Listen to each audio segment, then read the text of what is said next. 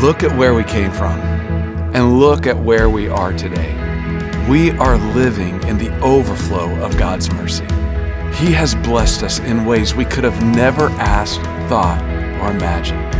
But sometimes we're too close to the miracle to see it. Let's look back. Since our beginning, God has given us a big vision to reach our city, the campus, and the world. In 2012, we started out as a satellite church of Keystone Church in Ames, meeting in a middle school on Ankeny Boulevard. We moved into our own building in 2014, then became Keystone Church in 2017. That year, we established the SALT Company to reach DMAC students.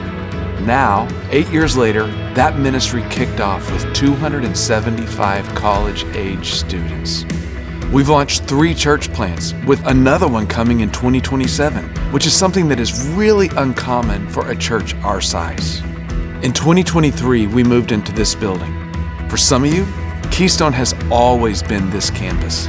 Others have been with us through multiple iterations, and many gave sacrificially to Unfinished to fund this building. No matter when you join Keystone, the truth is the same. God has blessed us beyond comprehension. Our average Sunday attendance is over 1,500 people. We've baptized 654 new believers, sent 141 adults to church plants, sent 130 more on mission trips, and we see 150 in our youth program each week. We've grown by 56% since moving to this new building. Keystone, God has been merciful to us, abundantly so. And we could stop here. We could just call it good. But instead, we feel called to do more. We want to make a culture-changing impact in our community and beyond. We want to be the church that says, God, we have seen your mercy in our lives, we've seen your mercy in our whole church, and we are compelled to live sacrificially to embody and expand your kingdom. God's mercy urges us to sacrificially shift our priorities. Keystone, we are at a point where we can truly make a difference. The city of Ankeny needs the life-saving good news of Jesus, and we can bring it to them. That's what this Shift initiative is all about. Over the next 2 years, we plan to invest in our ministries that send people into the harvest field and address facility constraints caused by our dynamic growth. Our primary goal is simple: 100% engagement. We urge everyone who calls Keystone their spiritual home to gain a fresh view of the mercy of God in their lives and to sacrificially align their priorities to new levels of dependence, faith, and generosity.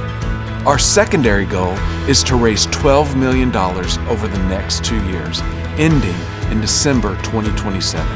$8 million of that represents the Shift mission, 2 years of Keystone's normal ministry budget, sustaining the life-changing ministries that have made us who we are today. The other $4 million represents the Shift vision. This will allow us to invest beyond the ordinary. First, we're going to shift our sending impact. Our greatest joy is telling others about the mercy that has changed us. Keystone is strategically positioned to build on the foundation of sending church plants and engaging in missions.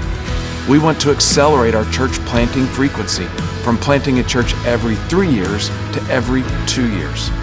Add more mission partners and send more people on missions trips, and establish a new ministry to train the people of Keystone as everyday missionaries where they live, learn, work, and play. Second, we're going to shift our facility impact. Buildings will never be our goal, but they are needed tools to facilitate the mission God has given us. Our ministry growth is outpacing our current building capacity. Through Shift, we will add space for next-generation classrooms and programming, increase the size and capacity of gathering space in the venue, and allocate funds for future facility enhancements. The goal of Shift is simple: to gain a fresh view of God's mercy in our lives. Our hope is that we all realize God's mercy has changed us, and decide to live sacrificially so it doesn't stop with us, but it goes to the next person and the next person and the next. Can you imagine if we saw 100% engagement in this initiative? If each one of us is obedient, the impact would be massive.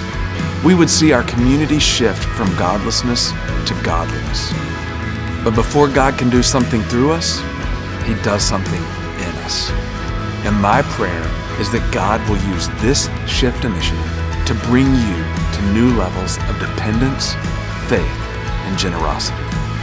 Let's respond with faithfulness and gratitude for all that He has done and all that He will do.